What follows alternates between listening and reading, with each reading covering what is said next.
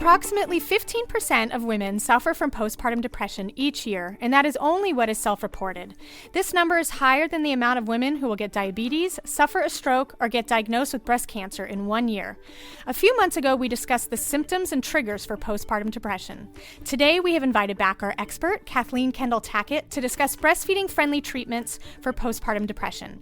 Kathleen Kendall-Tackett is a clinical associate professor of pediatrics at Texas Tech University School of Medicine in Amarillo, Texas, an international board-certified lactation consultant, and owner and editor-in-chief of Proclaris Press, a small press specializing in women's health.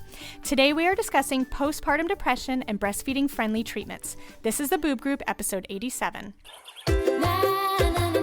Breast milk, it does a baby good. Silly daddy, boobs are for babies. I make milk. What's your superpower? If my breastfeeding offends you, put a blanket over your head. Dairy diva. Don't be lactose intolerant. Nursing nature's own breast enhancement. Meals on heels. Whoever said there's no use crying over spilled milk never had to pump. Breast milk.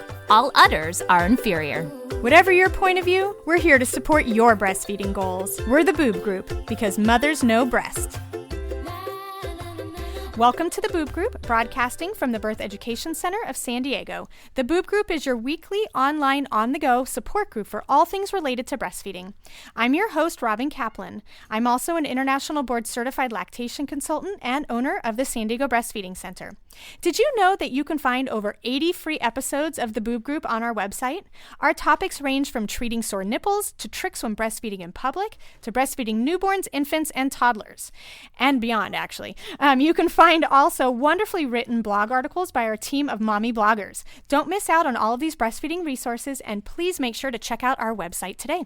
Today we are joined by 4 lovely panelists in this studio. So ladies, will you please introduce yourself? Corinne, you want to go ahead and get started? Sure. My name is Corinne. I'm 31 years old. I am an epidemiologist, and I have one little girl, Abigail. She is 4 months old on Monday. Congratulations. Ashley, you want to go ahead? Hi, my name is Ashley. I'm about going to be 24 pretty soon. My daughter Zoe will be 10 months this month. Wonderful. And Molly. My name is Molly. I'm a teacher. I'm 32. I have 2 girls. One is Abigail. She is 2.5, and Riley is 8 months. Okay. And Krista. And I'm Krista. I'm 42. And I have a boy, age 7. And I'm a counselor. Wonderful. All right, ladies. Well, welcome to the show.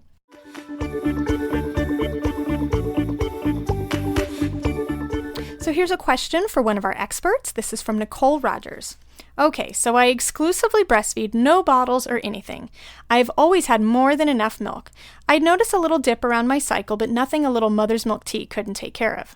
My daughter is 7 months old, still nurses at night and on demand, so plenty of breast stimulation. We occasionally give her baby food that I make myself, and I've been able to pump milk for that and still have enough for her. This past week, though, she's only been breastfeeding.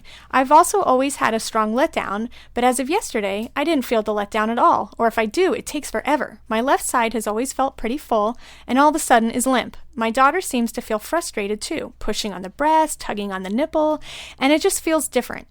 Nothing's changed, so what could be causing this? The thought I might be drying up is heartbreaking, and the thought of giving her formula just makes me sick to my stomach. Please help.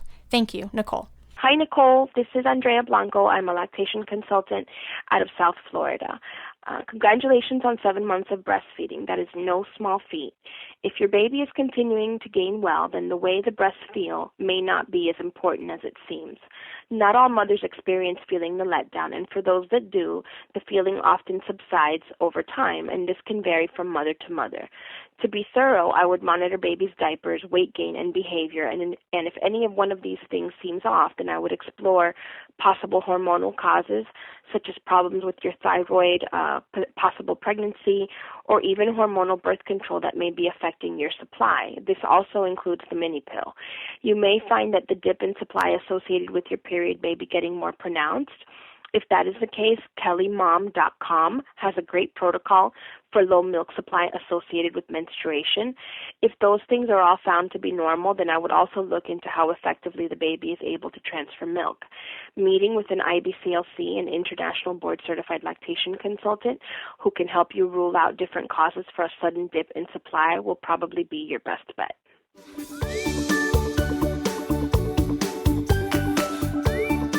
Today on the Boob Group, we're discussing breastfeeding-friendly treatments for postpartum depression. Our expert, Kathleen Kendall-Tackett, is a health psychologist, international board-certified lactation consultant, and clinical associate professor of pediatrics at Texas Tech University School of Medicine in Amarillo, Texas. Kathy, that's a huge mouthful. Yeah. Sorry.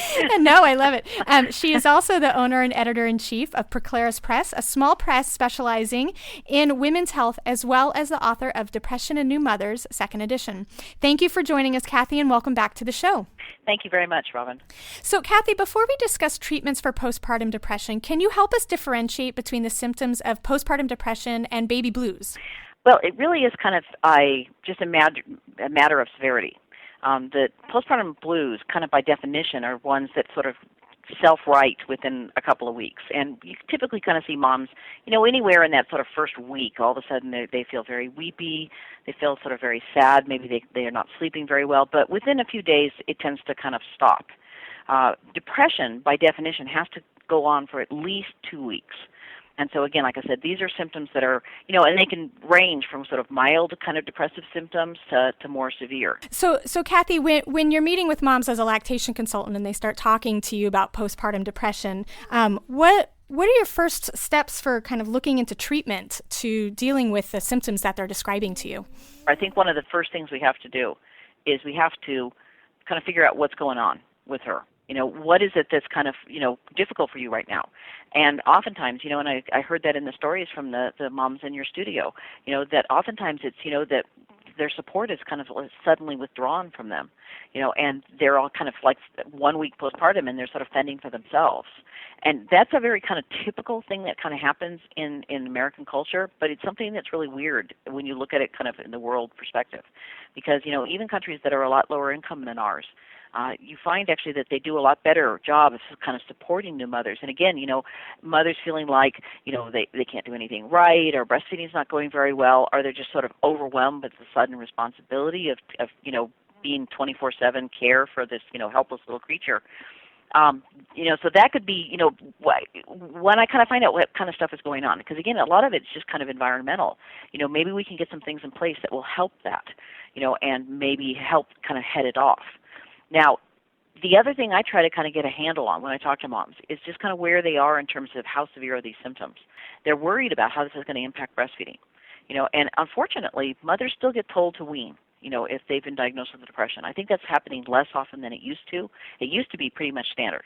But oftentimes, their moms are being kind of told they need to wean their babies. And again, I want to kind of get an idea. If she's having breastfeeding problems, hey, let's make sure she's got good breastfeeding support. If she's very socially isolated, okay, what kind of things can we do about that? But does she have a family history? Does she have a severe history of depression? That might be, something that would maybe govern a different choice.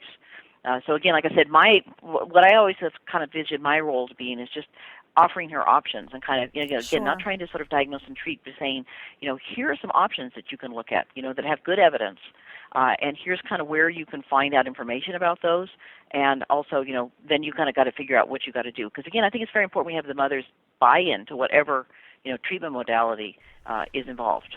Absolutely. Well, it doesn't make sense if there's no buy-in, because then it's not going to help anyway. So absolutely. And Nancy, in one of your articles on your website, the uppitysciencechick.com, you mentioned several non-drug treatments that can be helpful with treating postpartum depression. And so I would love to go through each of these.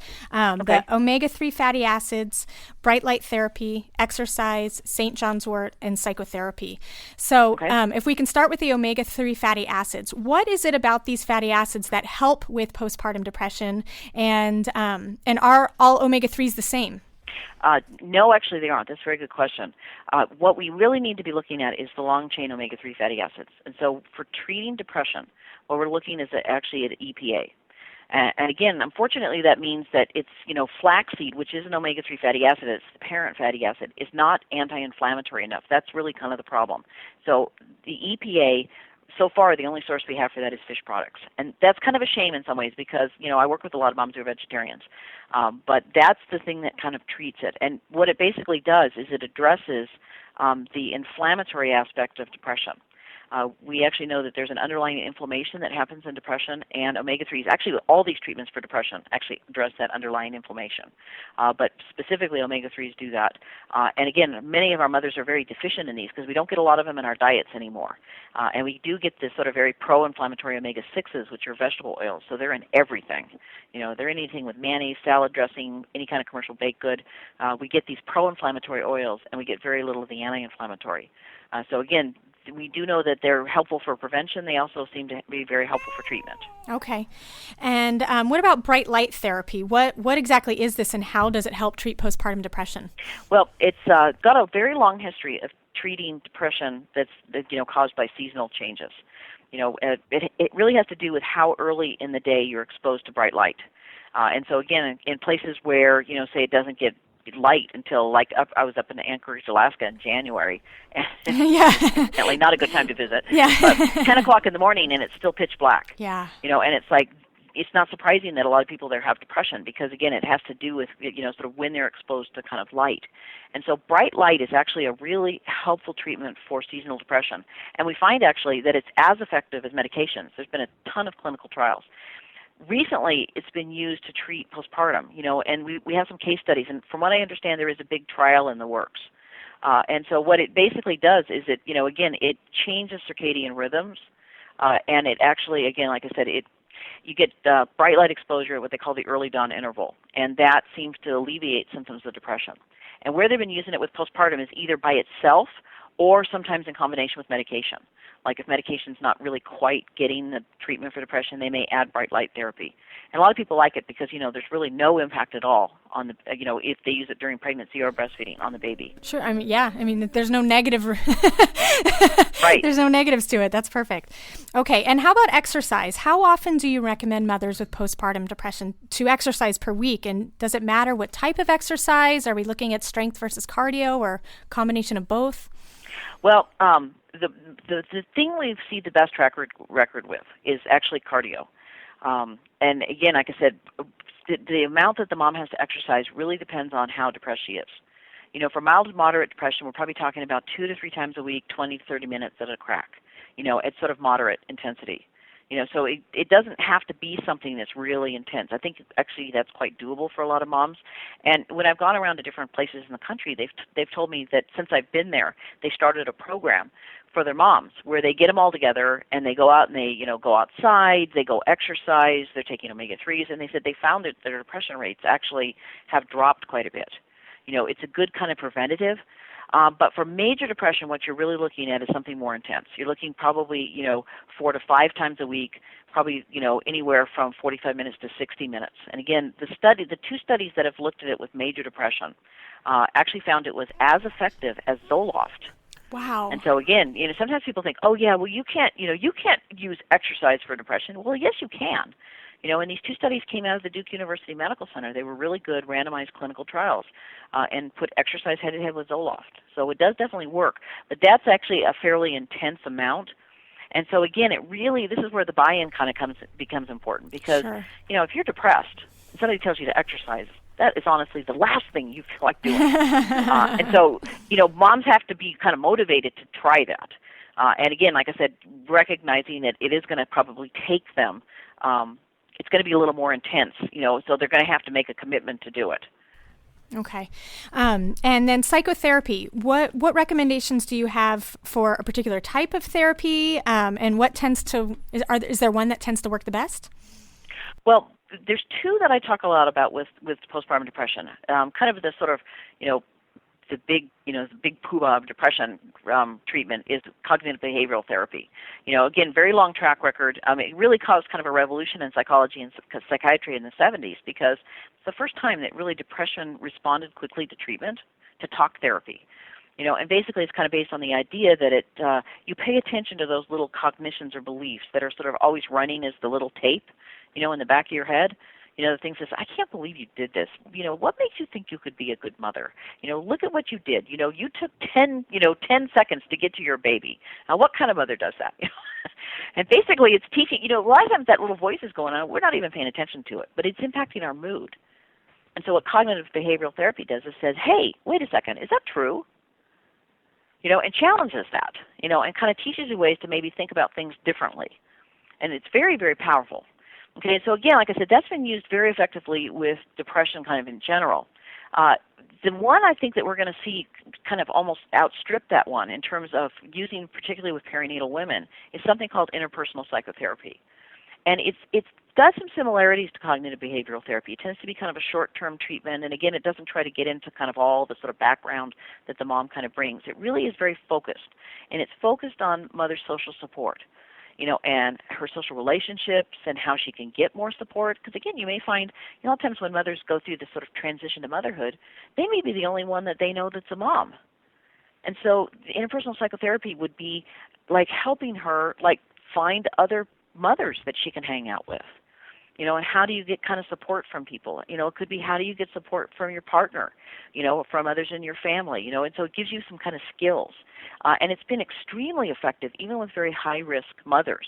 They've done it during pregnancy, and they've actually done it postpartum and found it was actually even preventative of postpartum depression. Wow. So I think we're going to really see that one become kind of the treatment of choice, the psychotherapy of choice.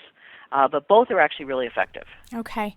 And last one I wanted to touch upon before we ask our panelists what kind of they sought out is St. John's wort. What is this? Why is it effective? And can you take it while you're pregnant? And obviously you can take it while you're breastfeeding because otherwise you wouldn't be recommending it. But how does it work? Well, St. John's wort, first of all, I'll just say that it's the most widely prescribed antidepressant in the world. And so when people kind of say, oh, well, it's just a plant, it's like it's really kind of ignorant in terms of what goes on in the rest of the world. It has a very, very long history. One country that has used it really kind of constantly is Germany. The herbal medicine never really sort of died out there the way it did here. And so it gets kind of used alongside, sort of more standard kind of allopathic treatments. Herbal medications and herbal, treatments have a very long history there. So a lot of the original research out of this actually was published in German. Now we're actually seeing, of course, there's been this huge consumer demand, in the United States. So we're seeing more kind of English kind of articles come out. But we do have a very long history about it. But the one thing about St. John's wort is it drives people kind of nuts because they're not exactly sure why it works. For a while we thought that the main constituent for St. John's wort was something called hypericin. And so all the medications are actually standardized to that. But then they kind of came back later and they said, well, no, it's not hypericin. It's something called hyperforin. Okay? So now we look at hyperforin. And hyperforin does have definitely some antidepressant, parts, the way it works. Reality, it's the botanicals actually, I think one of their strengths is that oftentimes there's a synergy between the different elements. But one thing that's really kind of interesting about hyperforin is a very strongly anti-inflammatory. And it's been used actually in a lot of other applications because of that. And again, we never thought that we knew it was actually anti-inflammatory. We just didn't think it had anything to do with why it works. But now we actually know better. It does seem to also have some similar functions in terms of raising norepinephrine and serotonin levels, which is, very similar to what, more standard medications do.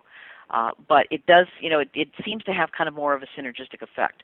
And I will tell you this, most herbalists will tell you it's really kind of preferred for more mild to moderate depression, not necessarily major depression. Okay. And oftentimes it gets used in combination with other things. We tend to sort of swap it out. We say, okay, well, instead of taking Zoloft, you can take this. And it's a little kind of different use. And in studies, it's been used with major depression, and it does seem to work. And the comment you hear from people is, in the studies is, they said, well, it's as effective, and it's been compared to Paxil and Zoloft in different studies, as effective, and the patients liked it better. So it has a much better side effect profile. But you still have to be careful with it. The thing that's a little scary is moms going in and buying it and not talking to their healthcare provider about it because it can interact with any other prescription meds that she's on. And so it's just important, that we recognize that it is a medication. And just because it's natural doesn't mean that you can take as much as you want. Yeah. Lots of things are natural. Arsenic's natural. It just... But it does have very good medicinal properties, so it does work. It's quite effective. Okay, wonderful. Thank you for breaking those down so nicely and so succinctly. That was perfect. Ladies, I would love to ask you, did you try any of these treatments? Were any of them recommended to you? And if so, did any of them work? Corinne, do you mind starting? Sure. Unfortunately for me, it took about a week for me to realize that I was having postpartum depression and anxiety, and at that time I was not able to reach out to anyone to ask for help, and so I didn't call my care provider.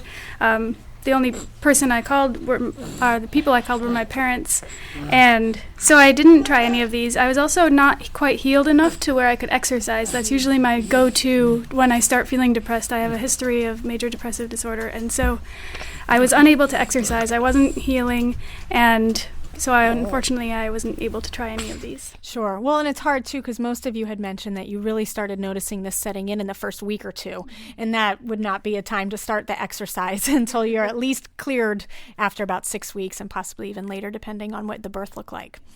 How about you, Ashley? I had some of the same issues with the healing of and the lack of exercise, but I inadvertently tried fatty acids.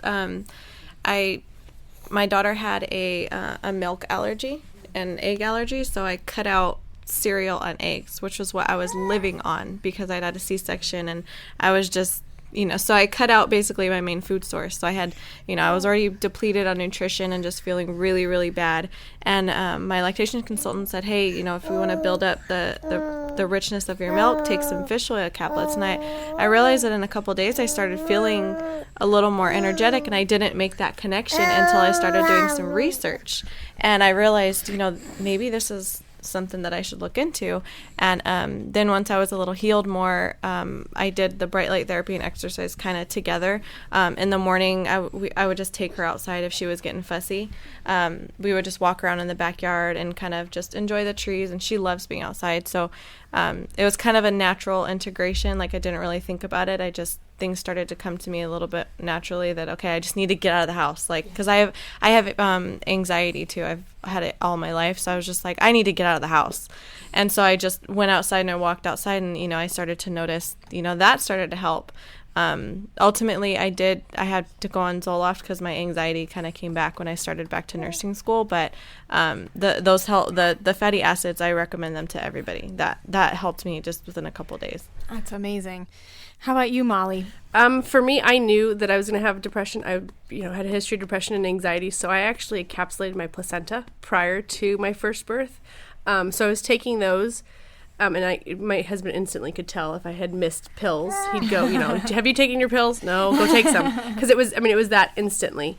But I also found a support group. I went to Robin's boob group support group, and that was a huge help to have other moms to talk to who had been there, who, understood, and as opposed to talking to my mom who had never had problems with breastfeeding twins and being told that, well, I had no problems with you and I was having problems. And so I found support group incredibly helpful. And I still have friends that I am in contact with now.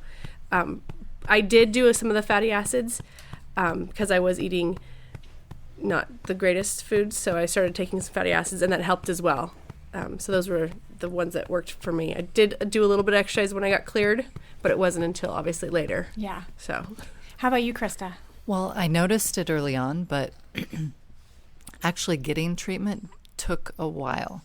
And I did start trying to search for resources almost immediately because my training is in psychology, so I kind of had a sense of what was happening.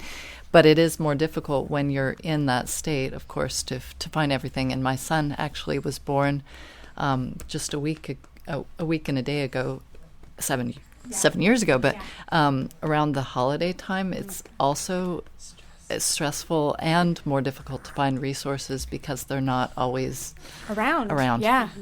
So I went and saw 2 psychiatrists, 3 therapists. I went to 2 lactation support groups, which actually did get me out of the house. One of the psychiatrists recommended that I go outside in the mornings, so that was my light therapy, and also to shut down TV and computer electronic type equipment after a certain time in the evenings so that I could regulate my sleep schedule. Sure. The therapy, the first therapist was a no-go. The second therapist was perfect. She actually does, it's actually work for trauma. And I didn't have a traumatic birth, but I did have trauma from, emotional trauma, actually, from the birth. It wasn't what you would call a physically traumatic birth. But so she did, it's called alternative integrative therapy, and it works with energy psychology, and another form is emotional freedom technique, which basically integrates the body and the mind, and it actually doesn't have to go through the cognitive piece. And I received relief in one session. Wow. One session. So I was pretty amazed and continued, and I could bring my baby with me. So he was able to come to the sessions and nurse and basically, sustain all the supports that I'd gotten with the lactation, and so it was just a beautiful thing that came together. The exercise, not so much. I ended up having I wasn't fully recovered for 7 weeks. So, yeah. Okay, thank you so much.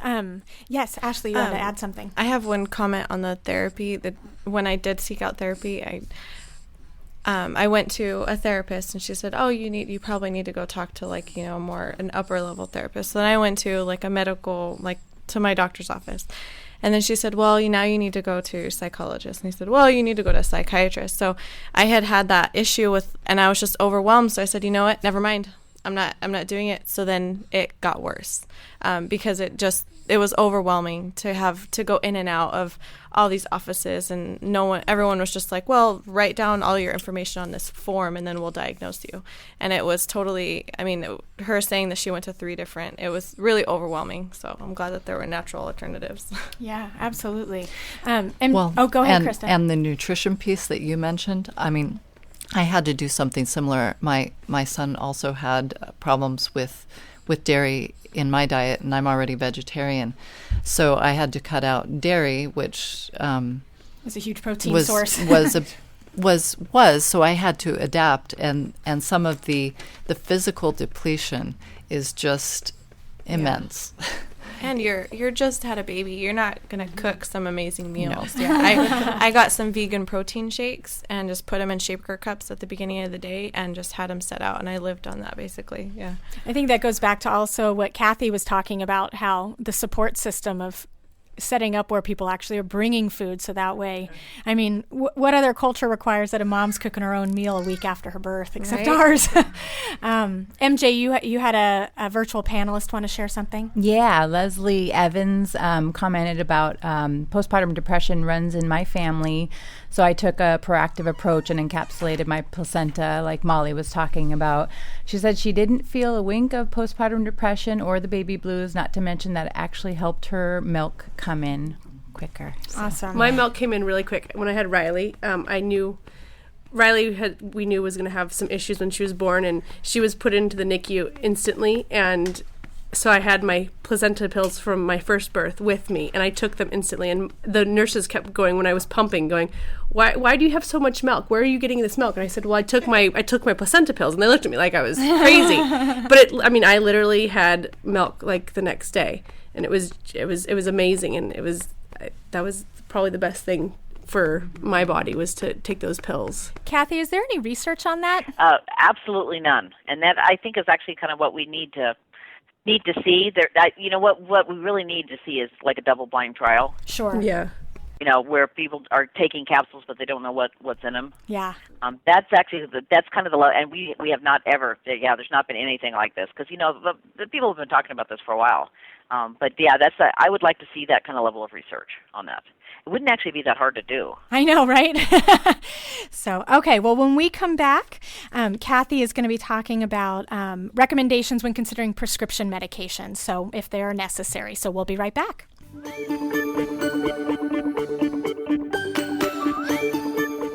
All right, well, welcome back to the show. We are here with Kathleen Kendall-Tackett, an international board-certified lactation consultant, and a plethora of other things. And we are talking about postpartum depression and breastfeeding-friendly treatments. So, Kathy, how long would you recommend that a mother try these non-drug treatments before considering prescription medication? And what might be some signs that medication is actually necessary?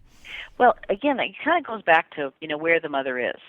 One of the things I always kind of try to ask is, again, like I said, I used to get, especially, back before we had all these nice resources on the internet, I used to get quite a few referrals from La Leche League.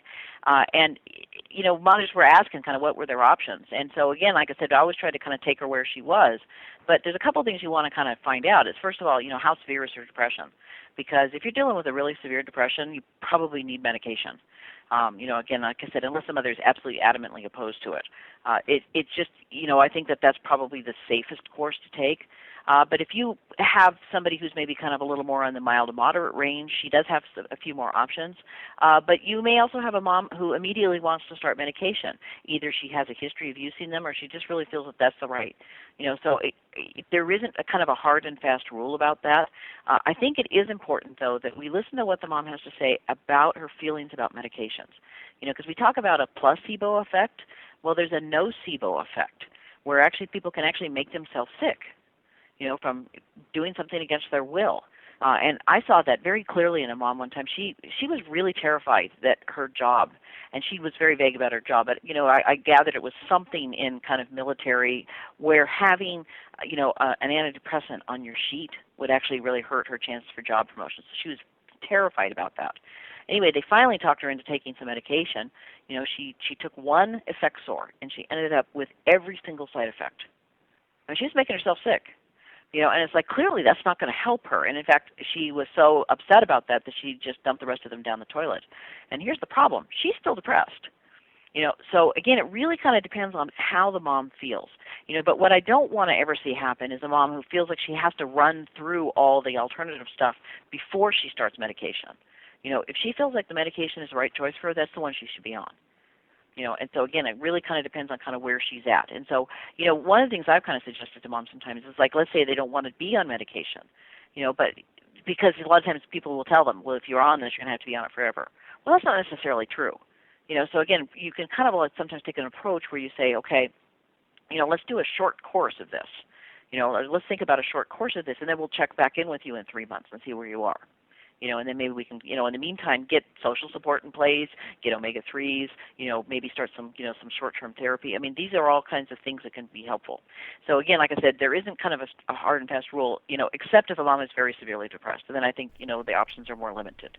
Well, I think now, even just to mention now that the insurance is changing as well, because that was the one thing I had a problem with when I was looking into medication was it red flags you for 5 years. It follows you. And every time you're looking for a doctor, they're like, oh, so you have depression, and it makes things really challenging. But I guess now that there are no what's the word I'm looking for? Pre-existing conditions. Now it's not such a big deal. So that might open it up for moms to actually feel a little bit more comfortable, unless, like you mentioned, with a job. Well, and we've got a lot of medications that have gone to generic, and so that I think helps too, because a lot of people can't swing $70-$80 a month for medication. Yeah, that was one of my concerns.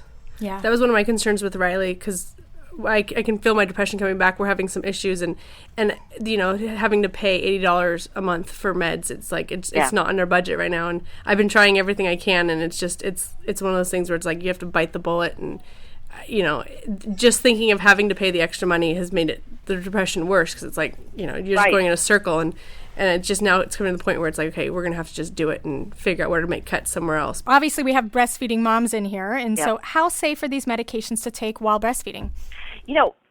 This is actually one thing that, I'm not casual ever about taking medication, especially when you're talking about exposing a baby to it. But in terms of, comparing it to like taking antidepressants during pregnancy, this is, a whole nother level of, sort of removal that the baby is getting.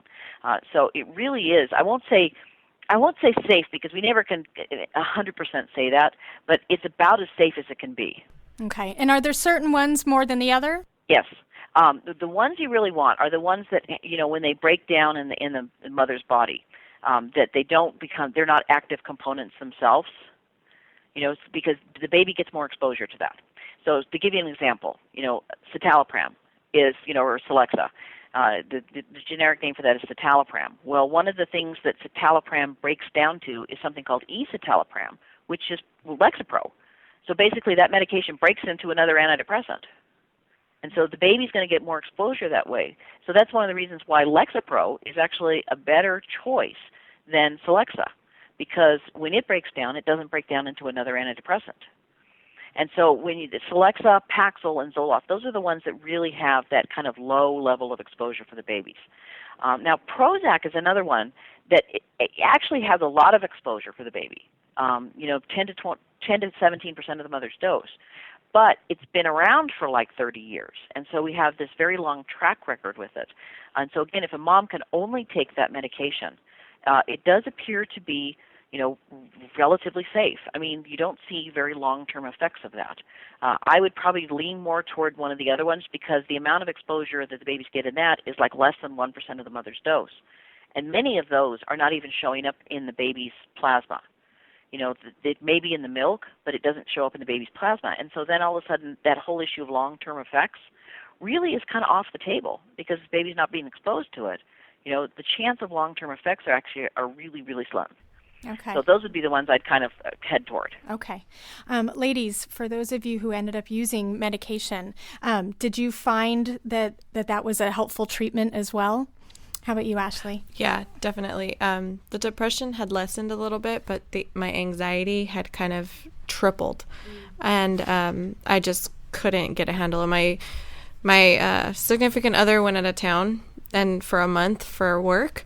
And I had just started back to nursing school, and it was just crazy. And I went on the Zoloft, and finally what got me, because I was real like, no, I can do this by myself. I don't need any help. I don't want to hurt my baby, And finally, my therapist at school just told me the effects of you being anxious and uptight and unhealthy are probably more detrimental to her than this medication would be.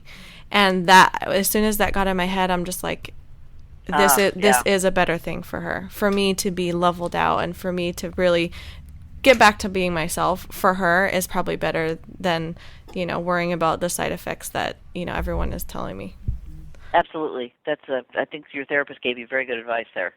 Corinne, did you end up using medication? I didn't. By the time I finally saw a therapist, I was feeling much better, and we discussed what it would take to get me, at what point I would go back on medication. I had been on it about 10 years ago, and I said that if I got to the point that I was when Abigail was about 3 or 4 weeks old, that I would absolutely consider going back on medication. Okay, but you ended up not needing it? No.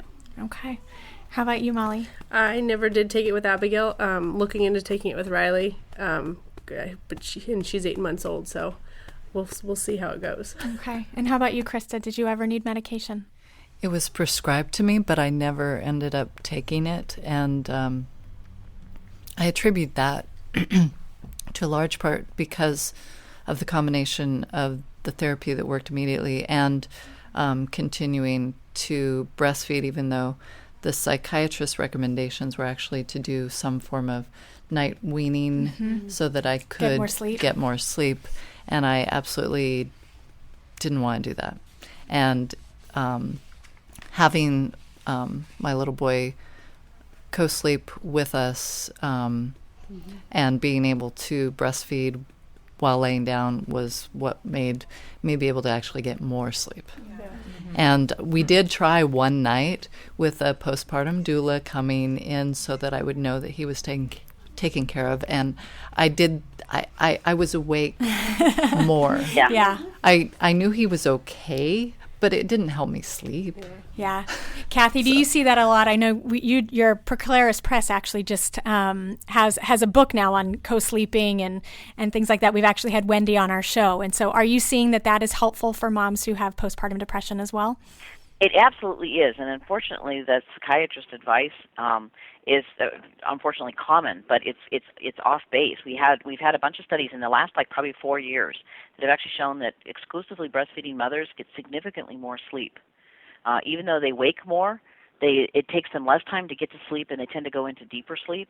And so they're actually getting better sleep. And so we found that in our study. We had 6,410 moms in our study, and we asked them a whole bunch of questions about, how much sleep do you report that you're getting? How much, how many minutes does it take you to fall asleep? I mean, all these variables.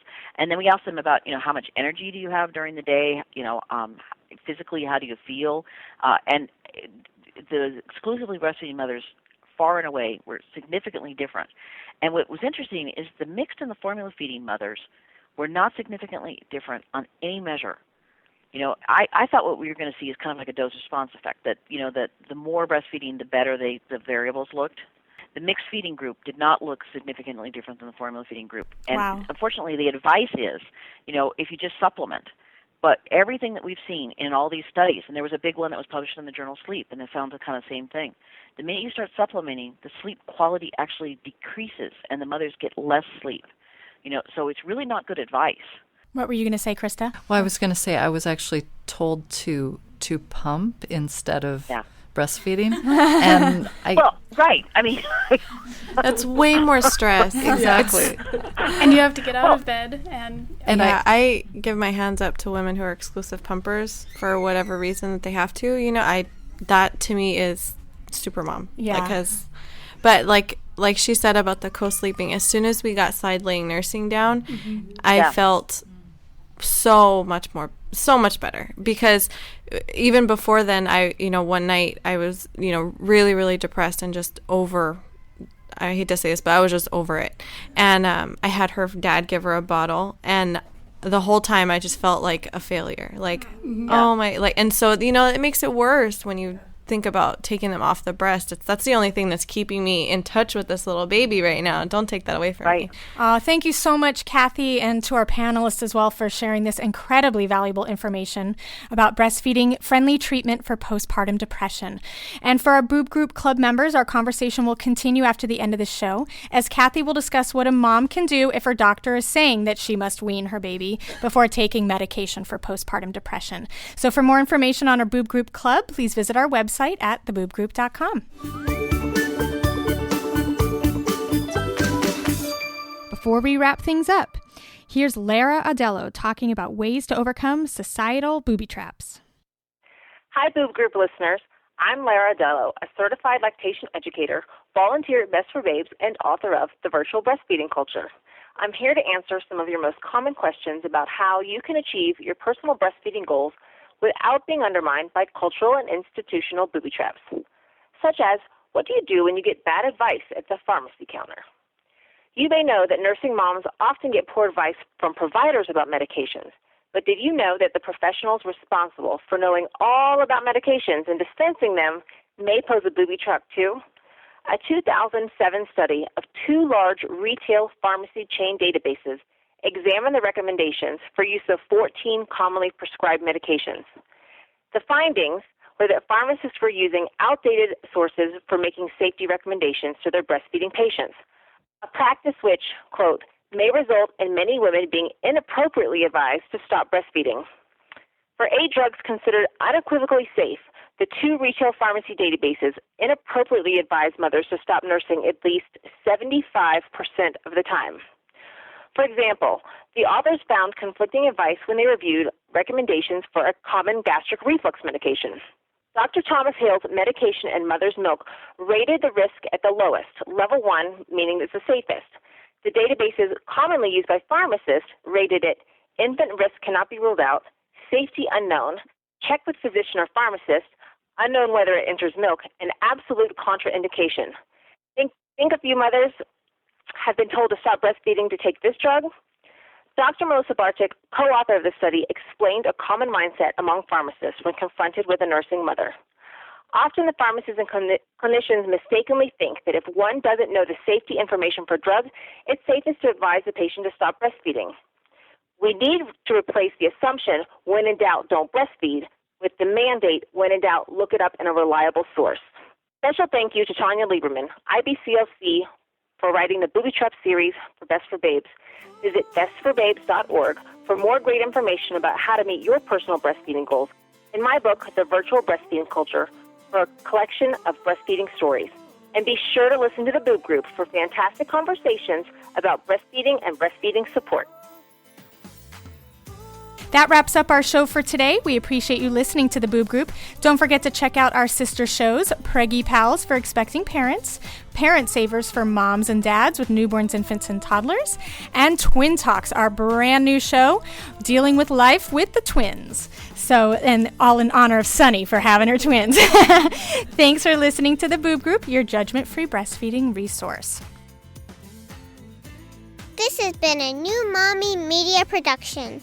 The information and material contained in this episode are presented for educational purposes only. Statements and opinions expressed in this episode are not necessarily those of New Mommy Media and should not be considered facts. While such information and materials are believed to be accurate, it is not intended to replace or substitute for professional medical advice or care, and should not be used for diagnosing or treating healthcare problem or disease or prescribing any medication. If you have questions or concerns regarding your physical or mental health or the health of your baby, please seek assistance from a qualified healthcare provider. Hey mamas, don't forget to check out Mighty Moms. It's our online community built for new moms just like you. Not only can you connect with other moms, but you can also join us backstage for special mom-only online events. And you'll also be notified when we're recording so you can join us as a special guest. Visit our website, newmommymedia.com, and click on the Mighty Moms banner. It's free. That's newmommymedia.com. See you there.